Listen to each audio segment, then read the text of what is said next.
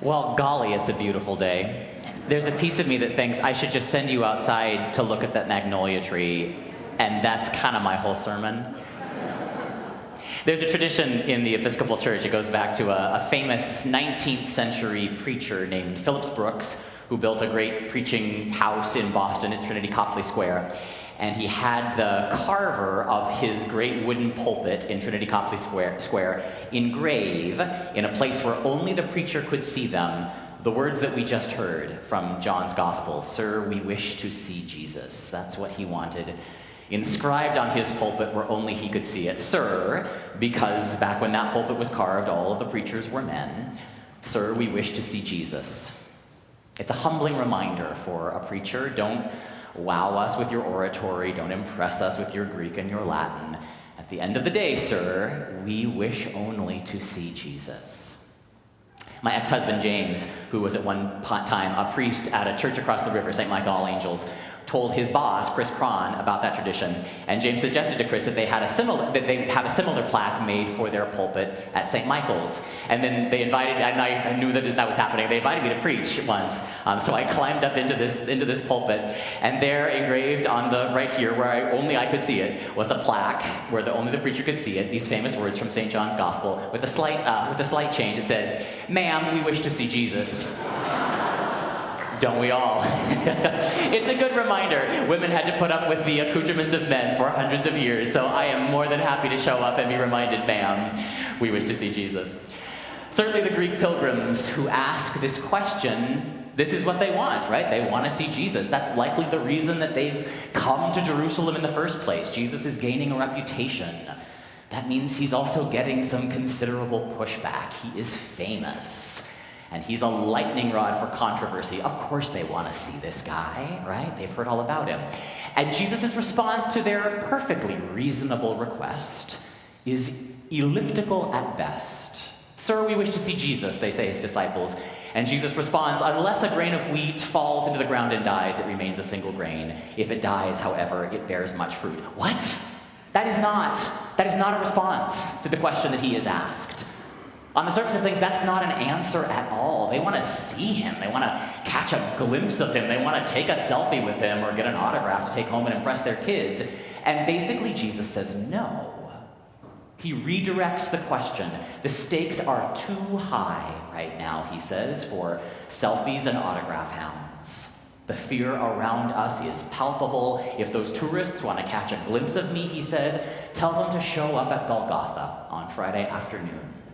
That is where they will see me. He says, when I am lifted up from the earth, I will draw all people, not just the Greek tourists, all people to myself. If you want to see Jesus, right? If you want to understand Jesus, if you want to, dare I use this term, if you want to believe in Jesus, pay attention, right? Watch how he spends the last moments of his life. He spends his life until there is nothing left. That's a curious phrase in English, to spend your life. It's a pretty common idiom. Sometimes we talk about it in terms of time. This is how I spend my time. It's as if our language knows at some level that time, like breath, like life, is a limited commodity. We only get a little bit of it, and not all that much in the grand scheme of things. Most of us sitting in this room will not be remembered by the history books. We get a few short days to bury our toes in the grass and enjoy the sensation of the sun on our face before we shuffle off this mortal coil, cash in our chips, and become root inspectors. That is the whole point of Lent, as the church has historically understood it, right? It's my opportunity, as if I needed the reminder, to contemplate my mortality. My days are numbered, and that bag is quickly running low. Those who love their life will lose it, Jesus says to his followers. Time is running out, and there's no savings account available to you to stash it away. Spend it now. Spend your life wisely. Use it well, because you're only going to get one. Maybe this is just the mid-40s talking. I don't know. Maybe I'm hitting my midlife crisis. Maybe this is leftover COVID trauma. Maybe it's all the funerals we've had around here these past couple months. Maybe it's getting to the age where I'm burying people who are my friends, people that I've known well and worked with closely. Some of you were here yesterday when we laid my friend Ron Wessner to rest. Ron was a longtime member of this congregation. He was one of our venerable lectors. You might remember him, the elderly guy with the strong tenor voice he broke on Christmas Eve. Those of you who were there remember when he read that great lesson from Isaiah, "Unto us a child is born." He got so choked up, but by golly, Ron made it through, right? He was one of our greatest lectors. He was a man who had been ordained an Episcopal priest back in his day. He was ordained by Bishop Pike, that famous and controversial bishop in San Francisco. And Ron's career took him a lot of different places. It took him to a Chinese mission in San Francisco, to the American Cathedral in Paris, actually finally to that pulpit across the river, St. Michael and All Angels, before they put "Ma'am, we wish to see Jesus" on the pulpit. It was from that pulpit in 1975, 76, I think, that Ron came out, and he lost his job as a result. He was asked to renounce the priesthood, and he did. I don't think Ron ever regretted preaching that sermon. He went on to become, like his Savior, a kind of lightning rod for controversy. Ron went on to lead Integrity, which is an organization in the Episcopal Church that works for the full inclusion of LGBTQ people at every level of our church's ministry. Ron became an activist. He was interviewed by newspapers, and he became kind of the public face of the movement for gay rights in this church. And he died in January. He was surrounded by his friends. He was given 2 weeks to live. Kind of freaked him out at first. And then I think Ron realized, what an incredible opportunity this was to get to say goodbye to the people that meant the most to him. I got a call. Many of you got a call. We gathered around Ron's bed. We shared stories. He was able to lay some old rifts to rest, heal some old wounds. His friends surrounded him at the end, and they sang. And he died. And I'm jealous, if I'm being perfectly honest. I'm jealous that Ron got to be surrounded by such beauty and peace, while the rest of us are down here trying to figure this stuff out, how to navigate our lives in the midst of all the things, elections, and financial insecurity, and war in the Middle East, and the threat of mass destruction and global warming, and just trying to find a date for the prom, for heaven's sake. Just trying to make it, right? As Sonny Bono wrote about Mary Tyler Moore, just trying to make it after all. And now Ron's on the other side of all of that. He took his last breath. He handed off his baton. And I wonder if I'm up for carrying it. I wonder if we're up for carrying it. I don't know if I'm ready to pick up the struggle to which Ron devoted his life, the struggle for justice, the struggle for visibility and honesty, what it means to fight. And these days, at least to me, it feels like a fight. What it means to struggle against what Paul calls the powers and principalities of this world, so that vulnerable people are not continually being scapegoated and straitjacketed by institutions hell-bent on their own survival at the expense of human thriving. In the late 70s, Ron was interviewed by the editor of a venerable Episcopal journal, somebody who was taking him to task for some of the radical ideas he was promulgating, that homosexuals are created in the image of God. Scandal.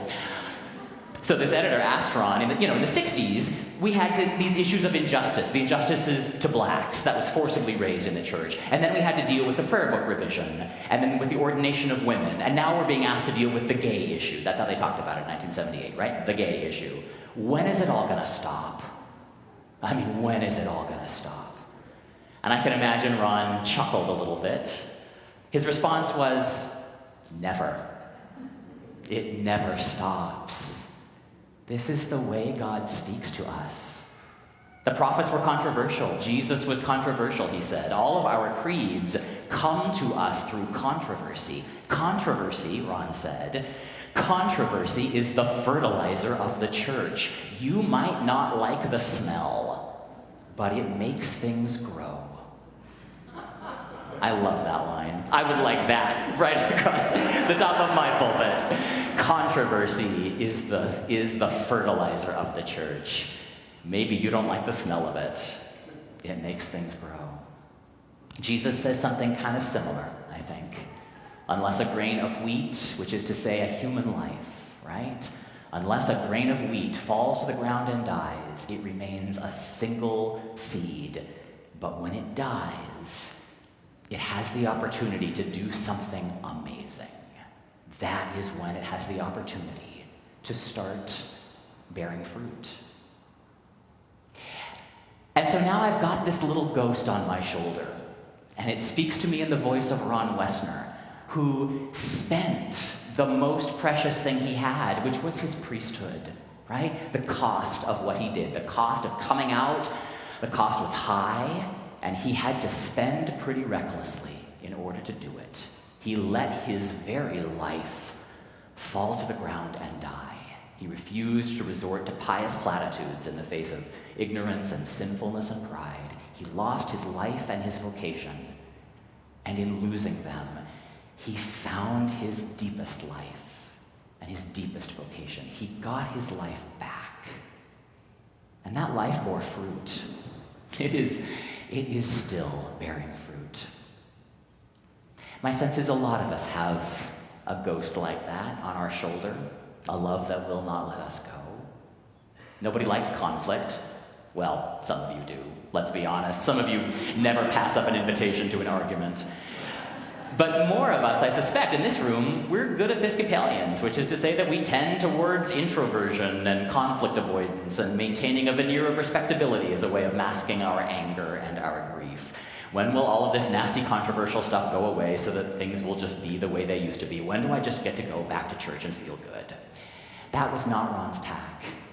He had no patience for pious platitudes. Ron knew this: the cost of truth is high, and it's worth it. It's worth spending everything you've got in order to find truth.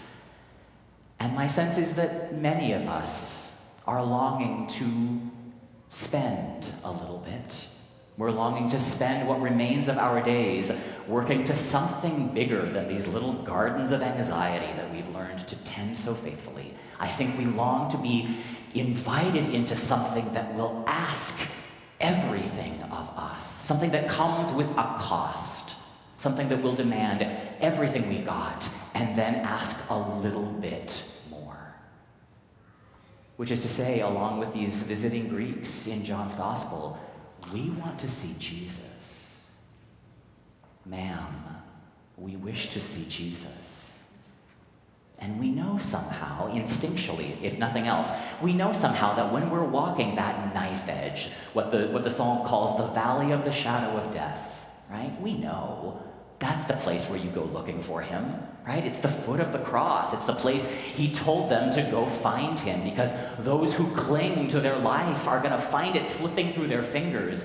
Those of us who spend our lives recklessly, wantonly, promiscuously, scandalously, we trust, maybe foolishly, we trust this promise of our Savior, that if we spend out everything we have left, literally, let it drain out of us in service to the truth, we will discover the secret to eternal life.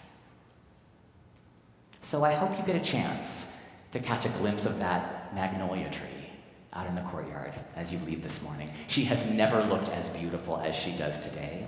The petals are starting to drop a little bit from the heat. She's like poised right there on the verge of just starting to move into this death that she is going to move into now. She's at her best for about 24 hours every year. I think we're maybe just on the other side of that 24 hours. Her moment in the sun is so brief and so spectacular. I mean, what a privilege to get to see her do her thing. What glory. She blooms for one brief shining moment. She does it every single year without fail. Just when you think spring will never arrive, there she is, shining bright in the sunlight.